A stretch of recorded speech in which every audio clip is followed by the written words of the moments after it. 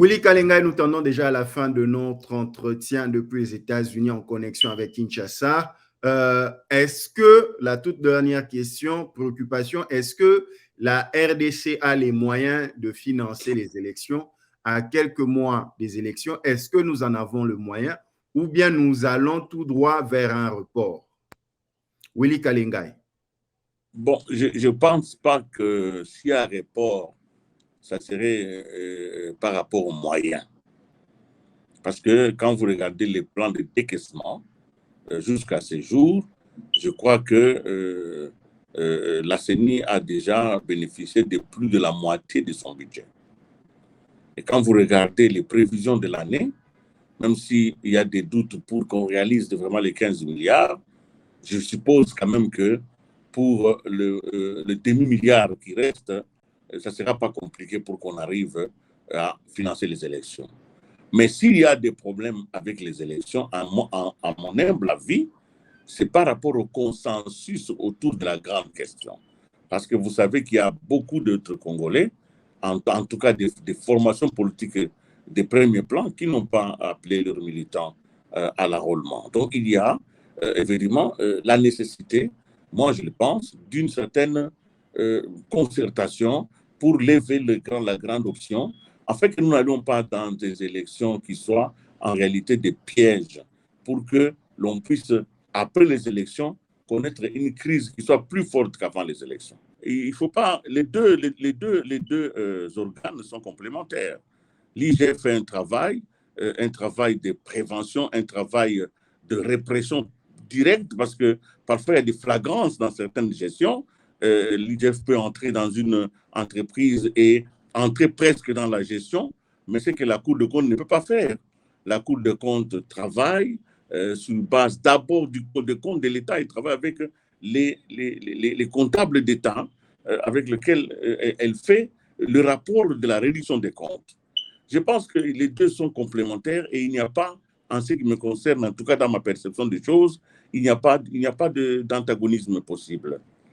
La prédation, voler les Congo, ça n'a pas commencé avec les derniers détourneurs minables que nous pouvons identifier, qu'on peut montrer à la télévision.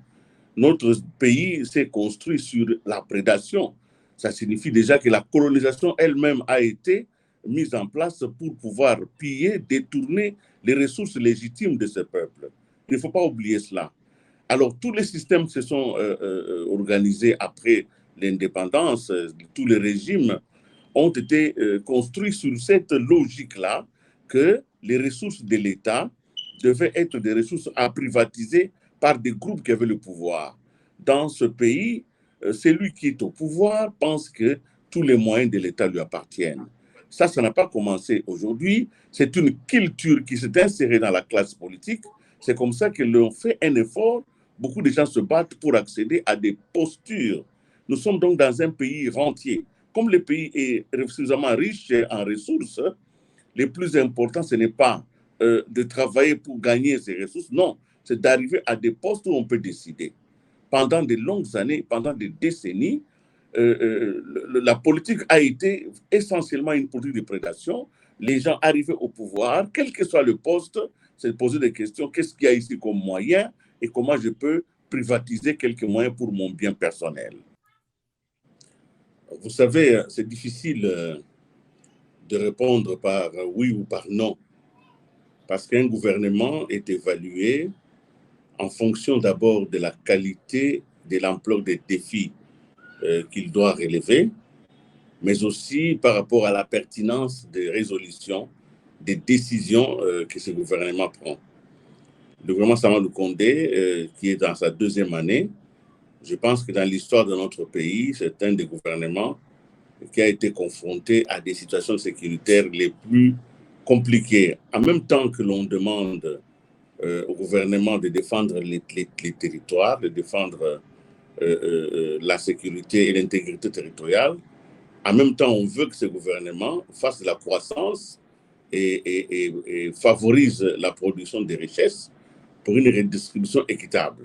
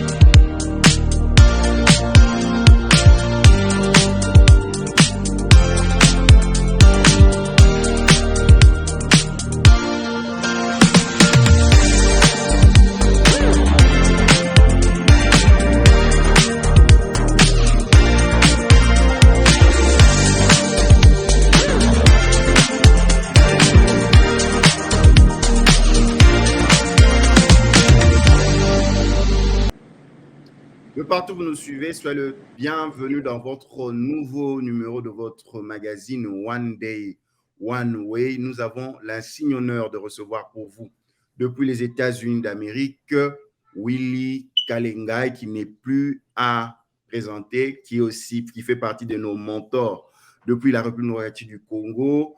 Il a plusieurs casquettes. Il est DG de Géopolis, plusieurs émissions avec succès. Vous le savez, la présentation du gouvernement Sama 1, Sama 2, toujours lui. L'exercice qui a été donné au Premier ministre de la RDC, c'était avec lui et notre consoeur de la RTNC. Il accompagne plusieurs structures déminiées en République démocratique du Congo et c'est parmi les personnes qui maîtrisent les questions économiques et financières et surtout la croissance de la République démocratique du Congo. Et c'est avec lui que nous allons échanger. Willy Kalengai, nous vous saluons. Merci beaucoup, Symphorien, de l'honneur que vous me faites de m'inviter à votre émission. Merci beaucoup. L'honneur est le nôtre parce que nous connaissons votre finesse dans les analyses. Ce soir, nous allons parler en connexion avec Kinshasa, entre Dallas et Kinshasa, où nous allons parler de la RDC croissance économique. Hier, à Kinshasa, en compagnie du ministre de la Communication, Patrick Mouyaya, Vital Kamerhe s'est prêté à cet exercice, à expliquer par rapport à la rareté du maïs sur le marché congolais. Et nous allons parler de cela. Ma première question, vous qui avez interviewé, vous étiez face à Sama Lukonde. Est-ce que vous sentez que le gouvernement congolais a la même mise sur la gestion quotidienne de la République démocratique du Congo? Vous savez, c'est difficile de répondre par oui ou par non, parce qu'un gouvernement est évalué en fonction d'abord de la qualité, de l'ampleur des défis qu'il doit relever, mais aussi par rapport à la pertinence des résolutions, des décisions que ce gouvernement prend. Le gouvernement Sama Lukonde, qui est dans sa deuxième année, je pense que dans l'histoire de notre pays, c'est un des gouvernements qui a été confronté à des situations sécuritaires les plus compliquées. En même temps que l'on demande au gouvernement de défendre les territoires, de défendre la sécurité et l'intégrité territoriale, en même temps, on veut que ce gouvernement fasse de la croissance et favorise la production des richesses pour une redistribution équitable. Dans d'autres pays, quand vous avez la guerre, donc tout ce qu'il y a comme désidératas sociaux tombe un peu. Mais ici, on ne laisse aucun moment au gouvernement d'expliquer la guerre comme un prétexte à l'inaction. La guerre existe, oui, mais vous devez réagir et donner des résultats. Donc, je crois que c'est un peu dans ce contexte qu'il faut évaluer les actions qui sont menées par le gouvernement à gauche ou à droite. D'autre côté, un gouvernement ne peut maîtriser sa politique que si l'État lui-même est fort. Nous sommes dans un État faible, un État, je ne peux pas dire un État failli, mais quand même l'État congolais, ça signifie quoi en réalité? L'autorité de l'État congolais n'est pas, en tout cas, partagée sur tout l'étendue de la République. Il y a des zones de non-État, il y a des coins où l'État est absent. Donc, tout cela peut pousser à l'évaluation si le gouvernement a une maîtrise ou pas.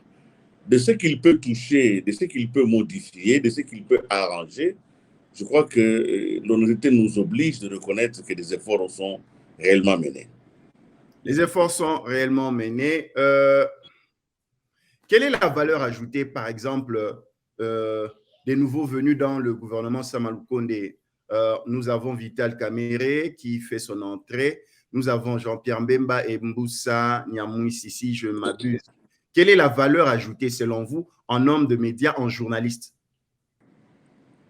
Ce sont des hommes d'expérience et personne ne peut se priver l'apport d'un homme expérimenté. Personne ne peut se priver l'apport d'un homme résilient. Aujourd'hui, les trois personnes a été vice-président dans ce pays. Il a dirigé pendant près de 4 ans l'ECOFIN, donc il avait la maîtrise des enjeux économiques. Quand vous associez ces deux expériences, il devra avoir une influence positive sur le moral des troupes, mais aussi sur l'organisation de cette armée pour qu'elle soit une armée d'offensive, une armée de dissuasion. Je pense qu'il ne faut pas se priver. Je crois que le gouvernement ne peut pas se priver, surtout Sama Lukonde ou Félix Tshisekedi, se priver des normes de cet acabit. D'autant plus que politiquement, ce sont des gens qui ont des grands partis politiques et qui ont une base certaine. Et dans une année électorale, je vois mal comment on peut se priver d'un tel allié. La même chose pour Vital Kamerhe, un véritable animal politique, quelqu'un qui a traversé des zones puissamment chargées de difficultés, mais qui est debout aujourd'hui et qui peut assumer ce rôle de ministre de l'économie. Lui aussi, un fin négociateur, nous l'avons vu déjà hier quand il a fait sa prestation, en révélant comment il est allé négocier la fin de l'embargo qui pesait sur l'approvisionnement par le Congo de la farine zambienne. Je crois que Mbusa Nyamwisi est connu parce que c'est quelqu'un qui est introduit en Afrique de l'Est. Aujourd'hui, nous avons des difficultés avec l'EAC, justement parce que peut-être que nous n'avions pas quelqu'un qui pouvait décortiquer, saisir et rentrer dans les fondamentaux de cette mentalité qui est à l'Est de l'Afrique et que nous n'avons peut-être pas bien saisi. C'est quoi ces trois personnes, si elles travaillent dans la discipline et dans le patriotisme puissant, pourront être d'un apport important pour les questions qui concernent notre patrie, qui est aujourd'hui sous quand même une guerre qui ne dit pas son nom. Nous allons commencer avec un tout premier point, celui des deniers publics, le détournement des deniers publics. L'IGF, avec larmes et beaucoup d'amertume, a publié sur les réseaux sociaux, a rendu public un document démontrant que au sein de la fonction publique, il y avait des millions, même des milliers de dollars qui se dilapidaient entre les personnes. C'était tout un système. Comment prétendre au bien-être de la société congolaise? Comment prétendre au redressement de l'économie? Comment prétendre avoir des moyens par rapport au projet du gouvernement pour le bien-être de la société congolaise lorsqu'il y a toujours ce mécanisme de détournement mis en place depuis l'arrivée du gouvernement Sama Lukonde, que ce soit un ou deux? Qu'est-ce qui fait qu'il ne soit pas capable de pouvoir endiguer ces phénomènes? Willy Kalengai. Vous savez, vous posez une question avec quelques publics relève d'un système rationnel mis en place. Nous sommes dans tout s'est construit sur le domaine de la prédation. La prédation, voler les Congo, ça n'a pas commencé avec les derniers détourneurs minables que nous pouvons identifier, qu'on peut montrer à la télévision. Notre pays s'est construit sur la prédation. Ça signifie déjà que la colonisation elle-même a été mise en place pour pouvoir piller, détourner les ressources légitimes de ce peuple. Il ne faut pas oublier cela. Alors, tous les systèmes se sont organisés après l'indépendance, tous les régimes ont été construits sur cette logique-là que les ressources de l'État devaient être des ressources à privatiser par des groupes qui avaient le pouvoir. Dans ce pays, celui qui est au pouvoir pense que tous les moyens de l'État lui appartiennent. Ça n'a pas commencé aujourd'hui. C'est une culture qui s'est insérée dans la classe politique. C'est comme ça que l'on fait un effort. Beaucoup de gens se battent pour accéder à des postures. Nous sommes donc dans un pays rentier. Comme le pays est suffisamment riche en ressources, le plus important, ce n'est pas de travailler pour gagner ces ressources. Non, c'est d'arriver à des postes où on peut décider. Pendant de longues années, pendant des décennies, la politique a été essentiellement une politique de prédation. Les gens arrivaient au pouvoir, quel que soit le poste, c'est de poser des questions. Qu'est-ce qu'il y a ici comme moyen et comment je peux privatiser quelques moyens pour mon bien personnel? C'est comme ça que le combat le plus important chez nous, ce n'est pas de transformer les ressources naturelles, mais c'est d'obtenir un statut. Vous comprenez? Il y a des gens aujourd'hui qui ont les matricules de l'État. Juste parce qu'il a un matricule de l'État, il peut avoir de l'argent, il est payé, même s'il ne part pas au travail, même s'il ne preste pas du tout, il n'y a pas de compensation professionnelle, à la fin du mois, il est payé parce que l'État donne des moyens à ses fonctionnaires. Donc, je voudrais dire que nous assistons aujourd'hui à quelque chose de nouveau, c'est que ce phénomène qui était là, qui était caché, est maintenant sous la lumière. C'est comme ça qu'on a l'impression que c'est maintenant que l'on vole le plus. Non, c'est maintenant qu'on en parle le plus. Mais les détournements des ressources ont commencé ici depuis des décennies. Aujourd'hui, nous avons quand même une certaine opportunité, c'est que par les concours de circonstances, par le développement des moyens de communication, par les transferts d'informations en mode rapide, mais aussi par la détermination de l'inspecteur général des finances, la Cour des comptes et certains tribunaux, nous avons aujourd'hui la possibilité de jeter un projecteur sur ces monstres immondes qu'est le détournement et la corruption. Il ne faut donc pas penser que c'est maintenant que la corruption est devenue très, très, très forte. Non, c'est maintenant que l'on en parle suffisamment de manière publique. Merci à l'économiste Roby Etisomba qui nous suit depuis Kinshasa. La connexion est bonne maintenant. Vous pouvez suivre l'émission et le partager. De partout où vous nous suivez, nous recevons pour vous Willy Kalengai. Avec lui, nous sommes en train de parler de la RDC et croissance économique et nous parlerons aussi de l'actualité. Willy Kalengai, le VPM Vital Kamere avec le ministre de la Communication se sont prêtés à un jeu de questions-réponses pour expliquer cette rareté sur le marché du maïs. Quelque chose qui paraît un peu drôle. Est-ce qu'en République démocratique du Congo, nous pouvons manquer du maïs avec les terres arables, les terres agricoles? Est-ce que c'est possible? Est-ce que c'était imaginable? Qu'est-ce qui nous a conduit à cette situation? Mais vous savez, les désinvestissements, qu'est-ce que vous voulez? Les désinvestissements, ça fait déjà de longues années que nous avons construit notre croissance économique sur les mines. Notre budget est constitué à plus de 80% par la rentrée minière. Quand vous ne faites les mines, vous ne faites pas l'agriculture. Donc, c'est tout à fait normal qu'après un certain temps, nous ressentons les désinvestissements qu'il y a dans le domaine de l'agriculture. Prenez les 10 dernières années, regardez les budgets de l'État, regardez le budget d'investissement, regardez la portion qui a été adressée à l'agriculture. C'est très peu. On ne peut pas se prévaloir de nos propres erreurs. Donc, il y a eu effectivement, pendant de longues années, un désinvestissement dans le secteur agricole. Mais il y a aussi des politiques publiques dans le commerce international qui ont fait que notre pays, malheureusement, est assis sur l'importation. Donc, les ressources financières viennent souvent des douanes. Or, c'est par les importations que le Congo est en train de gagner et dans la précarité. Ce n'est pas étonnant. Merci à Lauriane Bilonda qui nous suit depuis Dallas aux États-Unis. Merci, soyez nombreux à partager cette vidéo et de la suivre.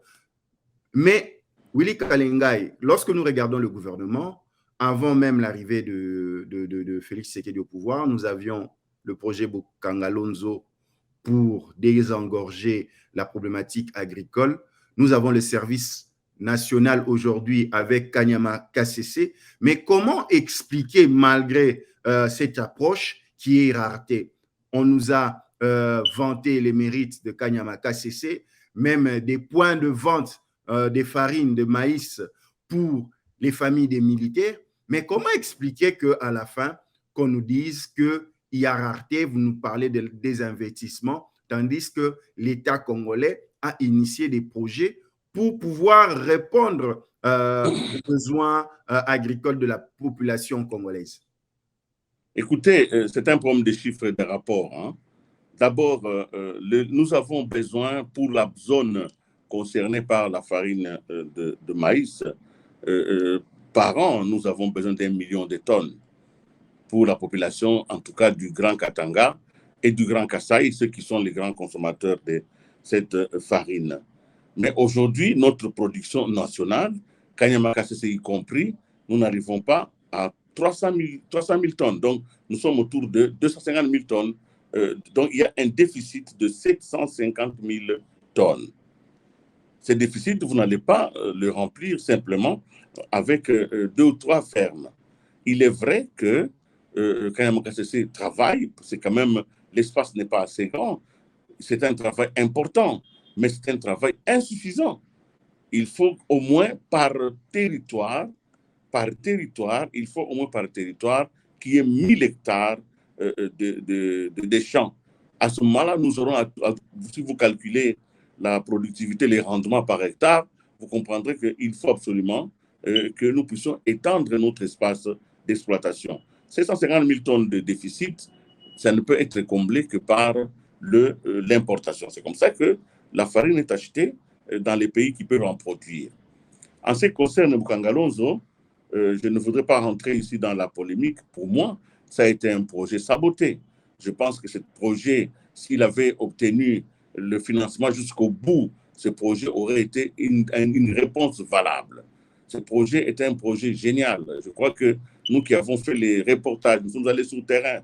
Nous le savons, vous êtes descendu là-bas sur terrain, oui, oui. Sur terrain, où nous avons vu ce qui a été fait. Le projet est mort parce qu'à un moment donné, quand celui qui en était un peu le centre d'impulsion a quitté la primature, le projet a cessé d'être financé. C'est tout. Il n'y a pas autre chose. Il n'y avait que ça. Le projet n'est pas arrivé au bout. Le projet avait déjà atteint un certain niveau de maturité, mais il fallait achever les financements.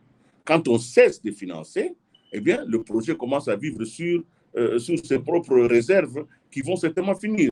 Bukangalonzo aurait été une très bonne réponse et je vois que ce n'est pas fini parce que je sais que même dans les conditions actuelles, il y a quand même une production qui vient de Bukangalonzo, même si elle n'est pas suffisante. Je me dis que, évidemment, nous avons intérêt, et je crois que c'est une des choses que l'État a promises à la nation, c'est que nous avons intérêt à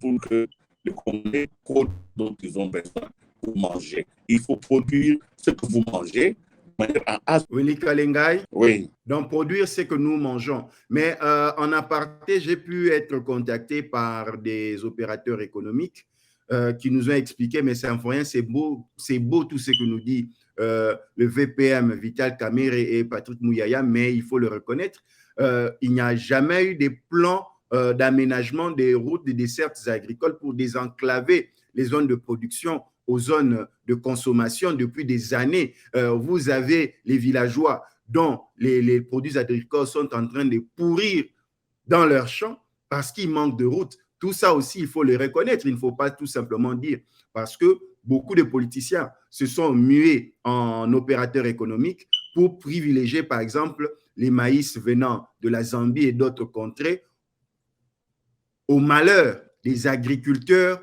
congolais. Qu'est-ce que vous dites de ça, Willy Kalengai? Bon, vous savez, moi, je n'aime pas entrer dans la polémique inutile. Nous sommes un pays pauvre. Peut-être que la plupart des Congolais, ils en parlent, mais ils ne réalisent pas. Qu'est-ce qu'un pays pauvre? Un pays pauvre, il n'a pas d'infrastructure de base. C'est un pays qui n'a pas d'infrastructure de base. Un pays où la population vit avec moins d'$1 par jour. Le Congo, tout en étant potentiellement très riche, le Congo ne produit pas suffisamment des richesses qui peuvent le monter vers des pays émergents. Peut-être on va y arriver. Parce que nous parlons d'un pays pauvre. Alors, il faut prendre la mesure de cette pauvreté. Elle est dans quoi? Elle est dans l'insuffisance des infrastructures routières. Elle est dans l'insuffisance des voies d'évacuation des produits. C'est ça la pauvreté. Sinon, vous ne serez pas pauvre si vous pouvez évacuer. Parce que vous évacuez vos produits, vous pouvez les vendre. Aujourd'hui, il y a une production du maïs dans le pays qui chôme et qui pourrit. Pourquoi? Parce qu'il n'y a pas de voie d'évacuation. Vous savez, le train, quand vous allez toujours dans le Grand Katanga, par exemple, ou dans le Tanganyika, aujourd'hui, vous avez des villes comme Manono, des villes comme Akabongo, Amalembankulu, vous allez trouver des silos de maïs. Mais ce maïs-là, il pourrit sur place parce que les trains ne circulent pas depuis plus de 11 mois.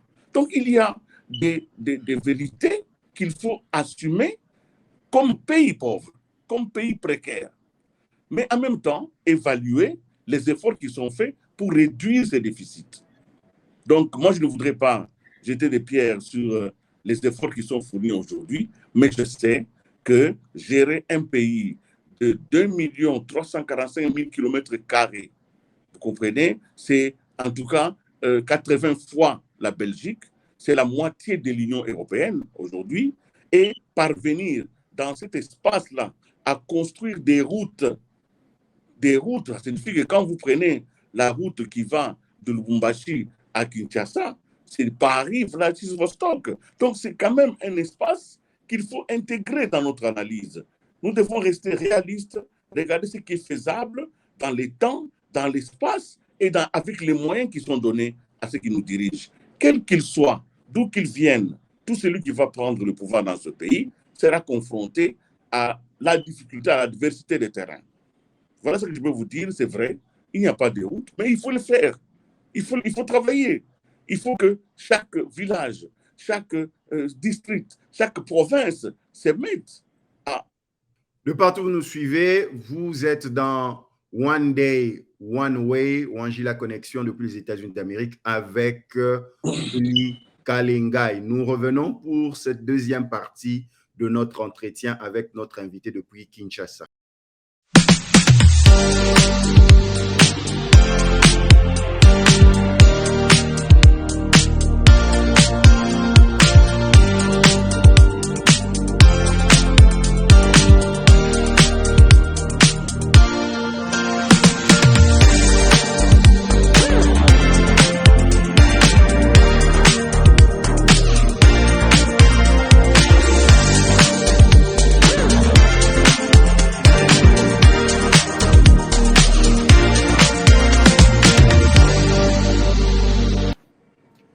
Pour cette deuxième partie de notre programme avec Willy Kalengai, nous allons parler climat des affaires, les moyens pour organiser les élections, ainsi que conflit terrien avec le Rwanda. Nous recevons pour vous Willy Kalengai depuis Kinshasa. Climat des affaires, le chef de l'État au Botswana a félicité le travail de l'IGF pour assainir le climat des affaires en République démocratique du Congo.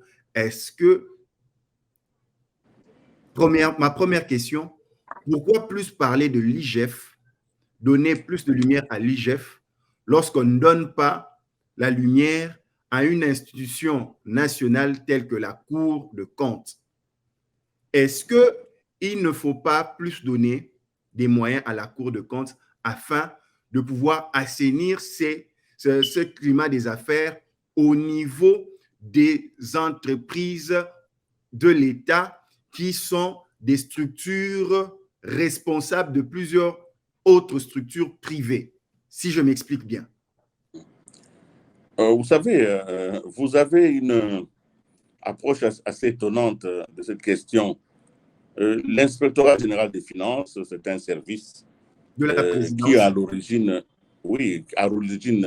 est un service du ministère des Finances, mais qui a quand même été détaché des finances directement pour dépendre du chef de l'État, pour dépendre de la présidence. Nous devons comprendre bel et bien parce que dans un pays où la prédation, les détournements, et tout ce qu'il y a comme marché léonin ont pullulé, il a fallu l'autorité du chef de l'État pour que certaines choses ne puissent pas se faire. Le travail de l'IGF est différent du travail de la Cour des comptes. La Cour des comptes, évidemment, elle peut faire des enquêtes et c'est une cour, elle juge, elle peut travailler. L'IGF fait... Et Mabimoulou a fait ce travail-là de contrôler et même de sanctions le rapport, par exemple, Bakandeja. Vous savez, je ne veux pas entrer en citant les personnes. Qu'est-ce que la Cour des comptes fait? La Cour des comptes fait d'abord la réduction des comptes. La Cour des comptes, elle dépend de l'Assemblée nationale. N'oubliez pas cela. Donc, c'est un service de l'État, mais qui vient en appui à l'autorité budgétaire, qui est l'Assemblée nationale, qui est le Parlement, en fait. Et le travail de la Cour des comptes est un travail qui concerne les comptables d'État, qui explique un peu comment l'État a géré ses comptes. Parce que quand vous votez un budget, il est promulgué, c'est une feuille de route. À la fin de l'année, il faut qu'on fasse réduction de comptes, qu'on sache à peu près ce qui a été donné comme budget, ce qui a été affecté comme budget, ça a été respecté dans quelle proportion. Et la Cour des comptes fait un rapport qui peut faire l'objet d'une poursuite judiciaire, mais elle-même peut se réunir parce que c'est une cour. Il faut pas, les deux organes sont complémentaires. L'IGF fait un travail de prévention, un travail de répression directe, parce que parfois il y a des flagrances dans certaines gestions. l'IGF peut entrer dans une entreprise et entrer presque dans la gestion, mais c'est que la Cour de compte ne peut pas faire. La Cour de compte travaille sur base d'abord du Code de compte de l'État. Elle travaille avec les comptables d'État avec lesquels elle fait le rapport de la réduction des comptes. Je pense que les deux sont complémentaires et il n'y a pas, en ce qui me concerne, en tout cas dans ma perception des choses, il n'y a pas d'antagonisme possible. Chacun faisant son travail, et si tout le monde garde les vaches, la nation se portera très bien. Je pense qu'il n'y a pas de contradiction entre les deux. Simplement, il y a aujourd'hui un peu la remontée vers le haut de l'inspecteur général des finances parce que le chef de l'État a voulu faire de cet organe un bras armé sur l'assainissement des climats des affaires, mais surtout aussi sur la lutte contre la fraude et le détournement des ressources, des deniers publics. Nous avons observé il n'y a pas longtemps cette incapacité à pouvoir payer les fonctionnaires de l'État congolais à temps parce que, il n'y avait pas suffisamment d'argent, les moyens étaient mis à la disposition de l'armée pour l'effort de guerre, ainsi de suite. Il y a aussi les élections. Mais la grande question, quand on parle assainir le climat des affaires, pour qui? Pour les étrangers ou pour les nationaux? Est-ce que les bénéfices, l'argent gagné par les étrangers, les entreprises étrangères, sont mis à disposition de l'État congolais ou bien sera rapatrié ou seront rapatriés pour leur pays d'origine? Est-ce qu'on peut parler de climat d'affaires assaini lorsque le Congolais, le consommateur congolais n'a pas la capacité de pouvoir acheter les produits et services produits par les Congolais parce que ça coûterait plus cher que ceux produits par les étrangers? Qu'est-ce que vous pouvez nous en dire, Willy Kalengai? Il y a beaucoup de choses dans ce que vous dites là qu'il faut un tout petit peu, de manière modeste, recadrer un tout petit peu. Merci vous beaucoup. savez, voilà, les business, parce que ça dit que les affaires, c'est les business. C'est la rencontre de l'offre et de la demande. Dans un pays comme le nôtre, vous avez la formulation des besoins à l'infini, mais vous avez les moyens qui sont limités. Et quand les moyens, quand l'offre rencontre la demande, il y a satisfaction des consommateurs. Tout à fait. Alors, quand on parle de l'assainissement du climat des affaires, les hommes d'affaires ne regardaient pas leur nationalité. Ce qu'on regarde ici, ce sont les capitaux qui sont investis. Les capitaux, l'argent n'a pas d'odeur, n'a pas de nationalité. Ceux qui travaillent chez nous, qui sont venus pour investir, c'est d'abord des investissements. Si vous prenez un bus acheté par un Libanais ou un bus acheté par un Congolais, il n'y a pas de différence. Les bus restent les bus, quelle que soit la source de provenance. Donc, il faut un peu éloigner de la zone du business, de la zone des affaires, des questions totalement identitaires et politiciennes. Parce que ça a une implication sur, par exemple, le taux d'échange. Parce que les dollars sont rapatriés à l'étranger, par exemple. Non, qu'est-ce qui se passe? Quand quelqu'un est venu...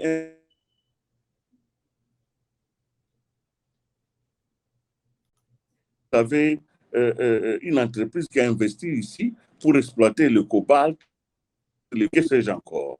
Cette entreprise, elle va vendre à l'extérieur. Nous n'avons pas un marché ici des valeurs, des métaux. C'est vendu à l'extérieur du pays. Et cet argent est payé à l'extérieur du pays. La loi congolaise oblige à cette entreprise, c'est son argent, de rapatrier 60% dans les comptes de l'État ici, dans les banques congolaises, de manière à ce que l'argent rapatrié, qui sont des devises, soutienne un peu la monnaie nationale. Ça, c'est la loi, ça c'est fait. Et je crois qu'il y a eu des discussions avec les gouvernements il y a quelques mois, mais ça c'est fait. Ça, c'est une chose. La deuxième chose, ce qui soutient la valeur d'une monnaie, c'est la production.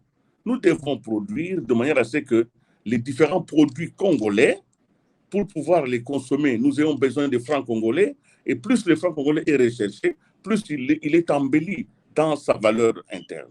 Mais si nous ne pouvons acheter du franc avec le franc congolais que très peu des choses que nous avons besoin, c'est normal que le franc congolais déprécie. Donc la monnaie est un indicateur, le taux de change est un indicateur, mais le plus important, c'est la production. Il faut que le pays produise suffisamment des choses dont les Congolais ont besoin. Et comme les Congolais vont acheter les produits congolais avec les francs congolais vont monter en valeur. C'est cela, il n'y a pas de magie, il n'y a pas autre chose.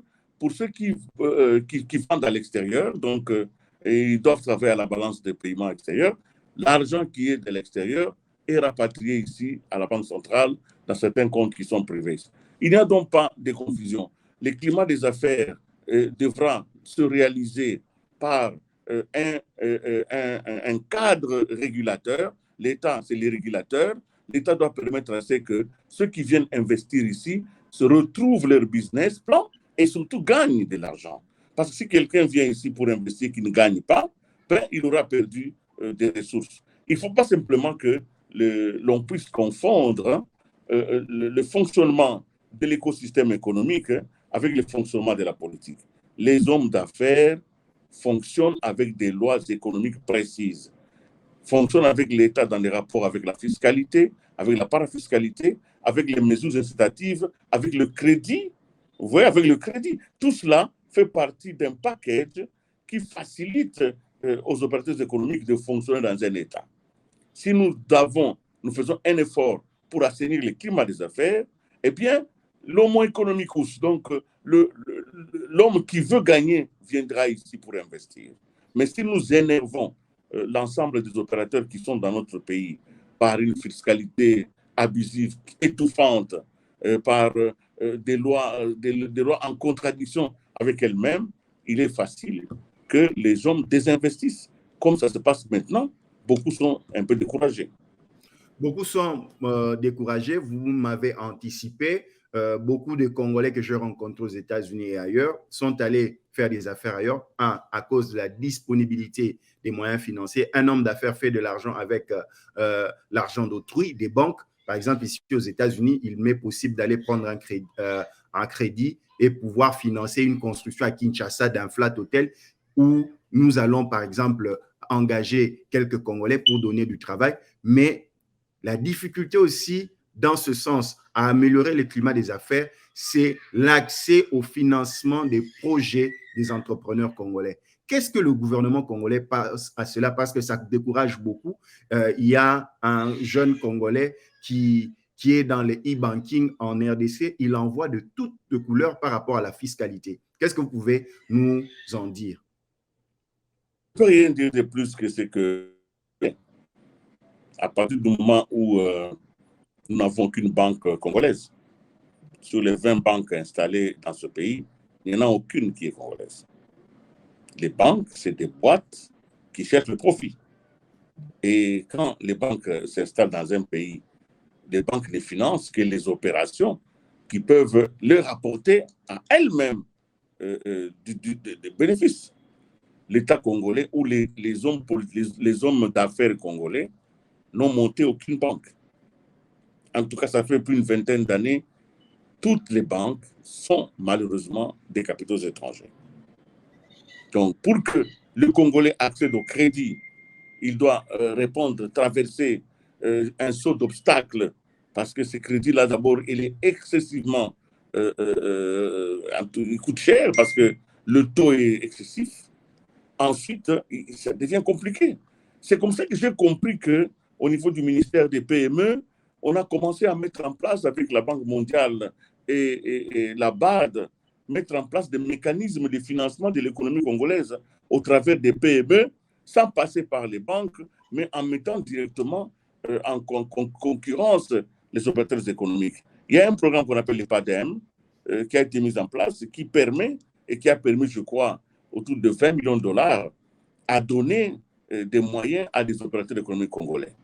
Je sais que la question du financement est essentielle dans le développement des business au Congo, mais je peux aussi avoir l'honneur de reconnaître que des initiatives sont en train d'être positionnées dans le pays pour permettre à ce que certains Congolais accèdent au crédit. Mais ceci ne peut pas remplacer la mise en place d'une banque.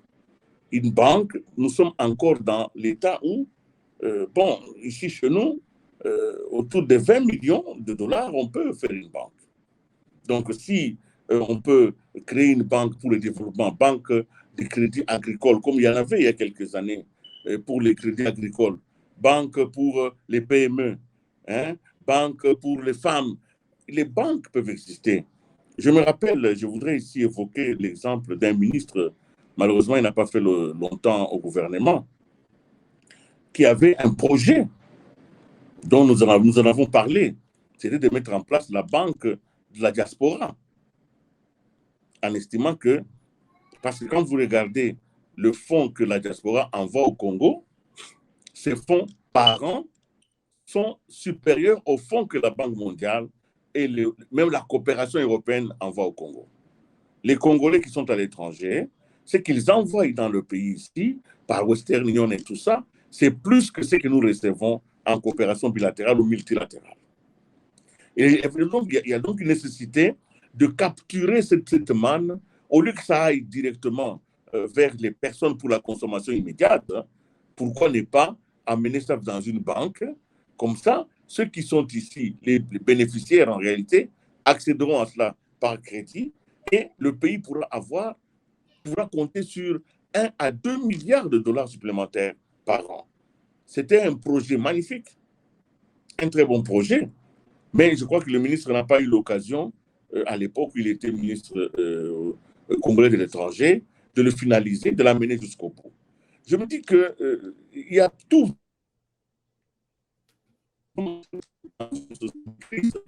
mais il y a tellement d'opportunités dans le pays pour que les bonnes volontés, les bonnes initiatives dépouillées de cet esprit de vol et cet esprit antipatriotique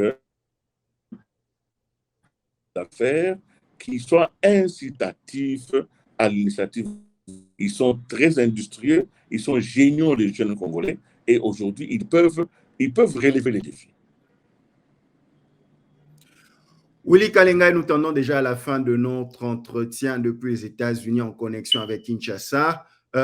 Est-ce que, la toute dernière question, préoccupation, est-ce que la RDC a les moyens de financer les élections à quelques mois des élections? Est-ce que nous en avons le moyen ou bien nous allons tout droit vers un report?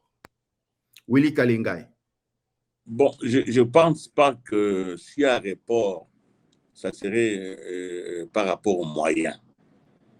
Parce que quand vous regardez les plans de décaissement, jusqu'à ce jour, je crois que la CENI a déjà bénéficié de plus de la moitié de son budget. Et quand vous regardez les prévisions de l'année, même s'il y a des doutes pour qu'on réalise vraiment les 15 milliards, je suppose quand même que pour le demi-milliard qui reste, ça ne sera pas compliqué pour qu'on arrive à financer les élections.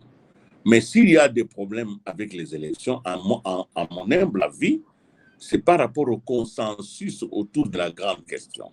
Parce que vous savez qu'il y a beaucoup d'autres Congolais, en tout cas des formations politiques des premiers plans, qui n'ont pas appelé leurs militants à l'enrôlement. Donc il y a évidemment la nécessité, moi je le pense, d'une certaine concertation pour lever la grande option, afin que nous n'allions pas dans des élections qui soient en réalité des pièges, pour que l'on puisse, après les élections, connaître une crise qui soit plus forte qu'avant les élections. Je crois que s'il y a un temps que l'on peut utiliser pour raffiner, affiner, et si pas obtenir ce consensus autour des questions principales, notamment les fichiers électoraux, notamment peut-être la CENI elle-même, je crois qu'il y a nécessité que les gens se parlent. Et je pense que les Congolais qui nous dirigent, qui nous écoutent, ont suffisamment de hauteur pour se rendre compte que mieux vaut un consensus maintenant plutôt que de venir dans un pays qui est agressé, de créer d'autres sources de conflits. Voilà ce que moi je pense. Je ne pense pas que les élections peuvent être retardées à cause des moyens. Je pense quand même que les moyens seront disponibles parce que d'une certaine manière, nous sommes dans une croissance depuis le 8%. Il ne faut pas oublier, l'économie congolaise est en train de montrer quand même une capacité de résilience assez étonnante. Capacité de résilience assez étonnante. Vous l'avez signalé, la RDC est agressée. Au Bénin, ça fait à peu près plus d'1 mois. Paul Kagame a affirmé que le conflit qui oppose la RDC au Rwanda est un conflit de terres. Qu'est-ce que vous en pensez? Il y aurait des terres rwandaises en République démocratique du Congo, d'où cette guerre, d'où, je peux dire ou conclure, les millions de morts que la RDC a connus. Vous savez, j'ai du respect pour mon pays, j'ai du respect pour ma population, pour que je ne puisse me permettre de commenter ces propos qui sont d'ailleurs des propos inconvenants. Ces propos ne tiennent qu'à une idéologie de la négation et tout ça. Je ne veux pas entrer dans là.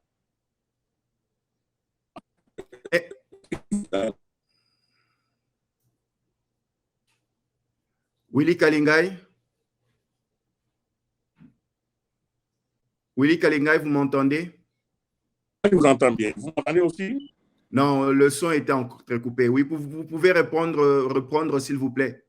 Voilà, je disais que je ne veux pas ici donner de la valeur à des propos nihilistes, des propos inconvenants tenus par l'autre sur notre pays. Non, je respecte tellement mon peuple et mon pays pour que je puisse perdre une seconde de mon temps à commenter des affabulations. Non, il n'y a jamais eu de... Oui, ce sont allez-y. des affabulations. Il n'y a pas de problème de terre qui appartiendrait à un minimum d'histoire, un minimum de connaissances en histoire de la sous-région va fixer les gens. Simplement, c'est de la propagande et je ne veux pas qu'on perde du temps en cela. La vérité, c'est que malheureusement, le Rwanda a servi de cheval de Troie à une politique internationale de prédation. Il ne faut pas perdre de vue cela.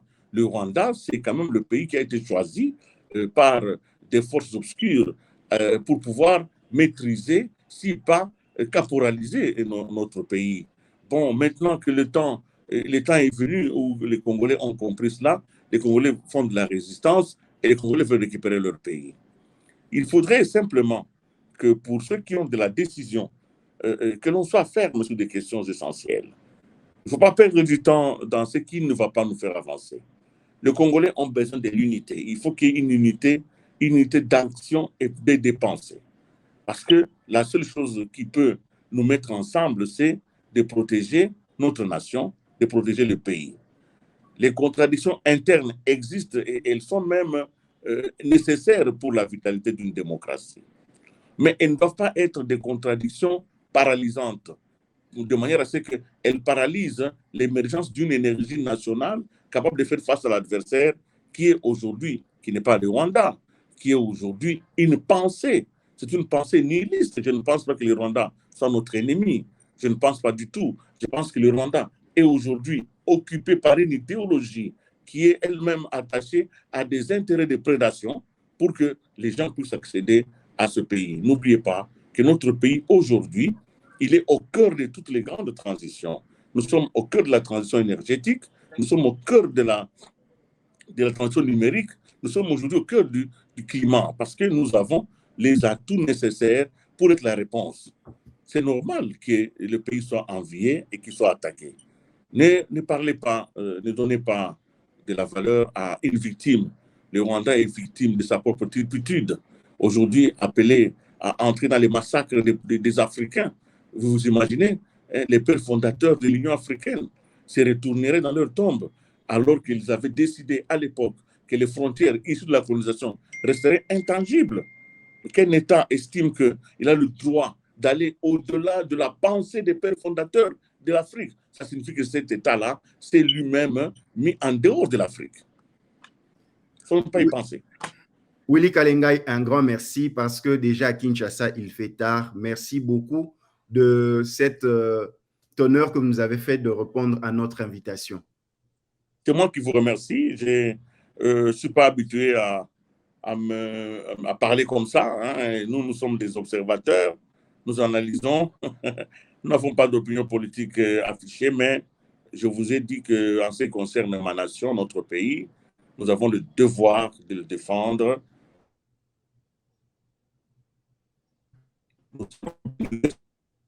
Ce que nous avons fait de cette terre. Merci. Un grand merci. Très chers téléspectateurs de partout, vous nous avez suivis aux États-Unis, au Canada, à Montréal, à Dallas, à Washington, partout dans le monde. Nous avons reçu pour vous Willy Kalengai. Désormais, vous allez aussi la voir de temps en temps dans notre programme. C'est vrai qu'il a un agenda très gros. Il bouge beaucoup, il voyage beaucoup et il est beaucoup derrière les autorités pour pouvoir échanger avec eux. Et ça sera pour nous un honneur de pouvoir la voir régulièrement dans ce magazine. Merci beaucoup à tous ceux qui nous ont suivis. Robier Tissomba depuis Kinshasa, Lauriane Bilonda depuis les États-Unis d'Amérique, Nathalie Katenda Kinshasa et tant d'autres familles, Noah, Libota, merci beaucoup. Willy Kalengai, Géopolis, à tous les techniciens qui étaient derrière la caméra de Willy Kalengai à Géopolis, je vous dis un grand merci. Que Dieu vous bénisse. À la prochaine. Merci. Merci.